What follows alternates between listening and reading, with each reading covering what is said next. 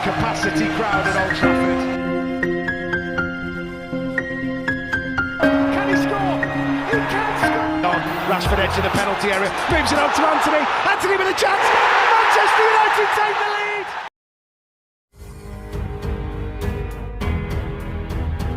Jadon Sancho ingin Bruno Fernandes lebih tenang untuk mencetak gol. Manchester United menjamu Aston Villa di Old Trafford pada lanjutan Liga Inggris pada Minggu 30 April 2023 malam waktu Indonesia bagian Barat. Bruno Fernandes memang menjadi pahlawan kemenangan United atas Aston Villa. Namun sebelum sang pemain mencetak gol, Bruno Fernandes tampak seperti orang yang sedang frustrasi karena United selalu gagal dalam memanfaatkan peluang.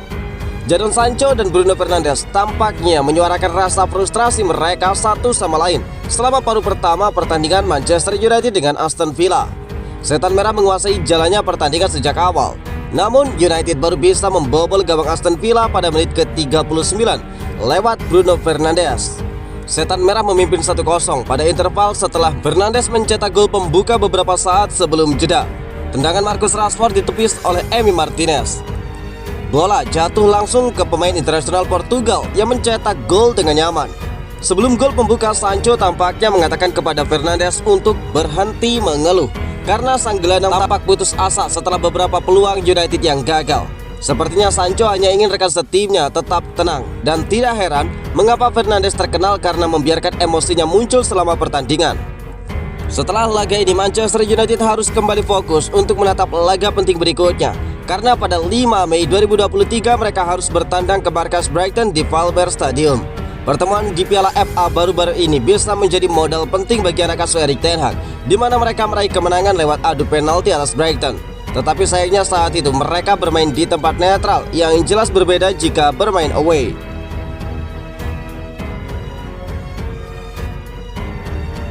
Alasan Victor Lindelof mendapatkan pujian dari fans Manchester United saat menaklukkan Aston Villa. Manchester United mengemas kemenangan penting atas Aston Villa 1-0. Kemenangan diraih berkat gol dari Bruno Fernandes.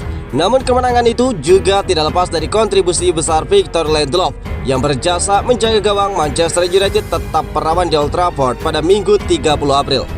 Lindelof muncul sebagai salah satu pemain menonjol dalam pertandingan tersebut, walaupun Bruno Fernandes yang mencetak gol semata wayang pada babak pertama. Penggemar United bahkan tidak bisa menahan diri untuk memberikan pujian kepada bek Swedia tersebut. Lindelof sangat berjasa atas upaya Manchester United meraih kemenangan itu. Performa serba bisa Lindelof adalah yang terbaik saat dia membantu penguasaan bola, berkontribusi pada pertahanan, dan mempertahankan kehadiran yang stabil di lapangan. Kecuali tembakan tidak tepat sasaran, Lindelof hampir tanpa celah dalam menggalang lini pertahanan Setan Merah.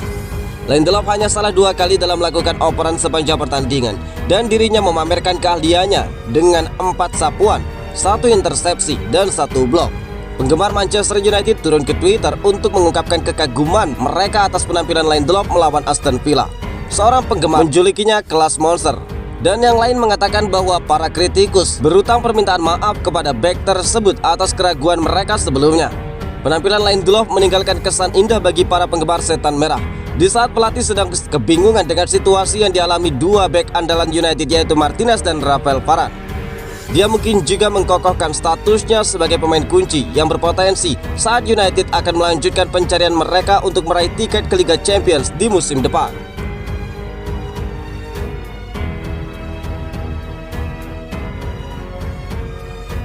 Erik ten Hag anggap Bruno Fernandes bukan pemain nomor 10 biasa.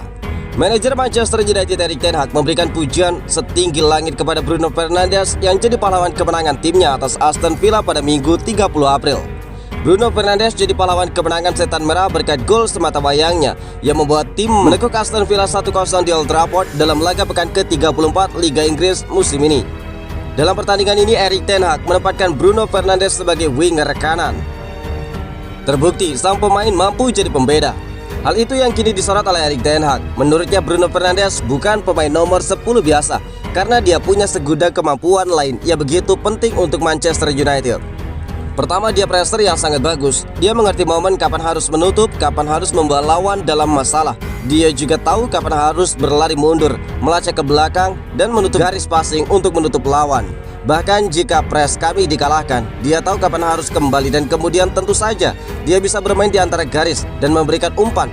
Tetapi juga dia bisa untuk dirinya sendiri di belakang garis, ungkap Erik ten Hag. Mantan pelatih Ajax tersebut kemudian memuji sosok pemilik nomor punggung 8 di Manchester United itu sebagai pemain yang versatil atau dapat memainkan beberapa posisi yang sama baiknya. Dia bisa memainkan beberapa peran. Kami telah melihat melawan Everton, dia bisa memainkan peran yang lebih dalam dan dia memberikan umpan. Sebagai nomor 10 kita tahu apa yang bisa dilakukan, tetapi juga dari samping, sayap, ungkap Erik ten Hag. Ten Hag juga menyebutkan bahwa Bruno Fernandes sebagai sosok kapten yang hebat di dalam timnya, di mana pemain 28 tahun itu dapat memberikan contoh baik, energi di dalam tim, kecerdasan, hingga selalu memberikan semangat juang yang tinggi dalam bermain.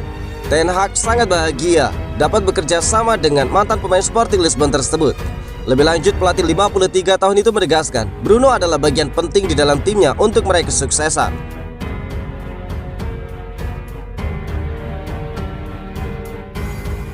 Ribuan supporter Manchester United melakukan aksi protes jelang laga kontra Aston Villa tuntut Glazer segera out. Ribuan penggemar Manchester United melakukan aksi protes terhadap kepemilikan Glazer menjelang pertandingan Liga Inggris menghadapi Aston Villa di Old Trafford Minggu 30 April. Dikutip dari Sport Bible, aksi itu diorganisir oleh kelompok pendukung United yang menamakan diri mereka The 1958. Aksi damai ini akan dilakukan dengan memboikot 18 menit pada awal pertandingan sebagai simbolis waktu Glazer menjadi pemilik United. Protes ini dimulai di sebuah pub The All Next Head di pusat kota Manchester dan berakhir di Old Trafford. Dalam rilis yang dikeluarkan The 1958, protes ini merupakan bentuk kemarahan mereka terhadap Glazer yang menjadi pemilik United sejak 2005. Ini simbolis, ini adalah anggukan untuk semua Reds masa lalu, sekarang dan masa depan, dan juga mereka yang sayangnya tidak lagi bersama kami.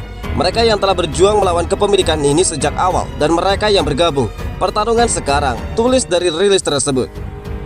Bawakan panas, bawakan kebisingan, bawakan gairah. Mari kita kumpulkan kembali klub kita. Tetap di luar selama 18 menit. Tambah dari pernyataan itu. Sejak menjadi pemilik Manchester United 2005, Glazer meninggalkan utang mencapai 500 juta pound sterling. Saat ini Glazer tengah mencari pemilik baru dengan menjual sebagian atau sepenuhnya saham mereka di Manchester United. Pengusaha Qatar Sheikh Jassim dan juga miliarder Inggris Sir Jim Ratcliffe sudah mengajukan penawaran untuk membeli saham Manchester United. Semuanya saat ini tergantung dari Glazer untuk melepas sebagian atau bahkan sepenuhnya saham dari Manchester United tersebut.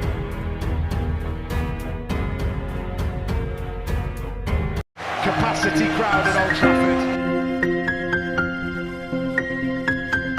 Can he score?